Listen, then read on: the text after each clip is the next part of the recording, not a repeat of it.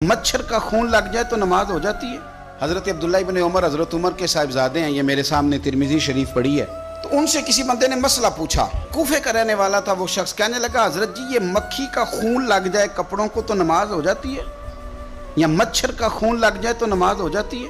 मसला पूछा था ना तो चाहिए था जवाब देते, होती है कि नहीं होती।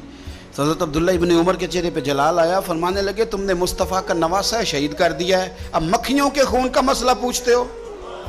हुजूर का नवासा शहीद करके तो मच्छरों के खून के मसले पूछते हो, इतने नेक हो गए हो। आप फरमाने लगे तुमने तो उस हुसैन को शहीद किया कि जिनके बारे में मेरे नबी पाक ने फरमाया था हसन और हुसैन दुनिया में मेरे फूल हैं। देखिए सवाल क्या पूछा और जवाब क्या दिया। फरमाया हुसैन को शहीद करके तो अब तुम ये मसले पूछने लगे हो कि मक्खी और मच्छर के खून के साथ नमाज हो जाती है कि नहीं होती। हज़रत सैयदना अबू बकर सिद्दीक ने देखा कि सैयदना अली मुर्तज़ा रज़ी अल्लाह ताला अन्हु इमाम हसन के साथ गली में गुजर रहे हैं। गौर से अबू बकर सिद्दीक इमाम हसन की ज़ियारत करने लगे और फिर कहने लगे अली एक बात करूँ, नाराज़ तो नहीं हो जाएंगे। हज़रत मौला अली का भी तजस्सुस बढ़ गया, कहने लगे अब आपको करनी पड़ेगी, मैं नहीं नाराज़ होता पर करें क्या बात है। तो फरमाने लगे अली हसन का चेहरा तेरे साथ तो बिल्कुल भी नहीं मिलता।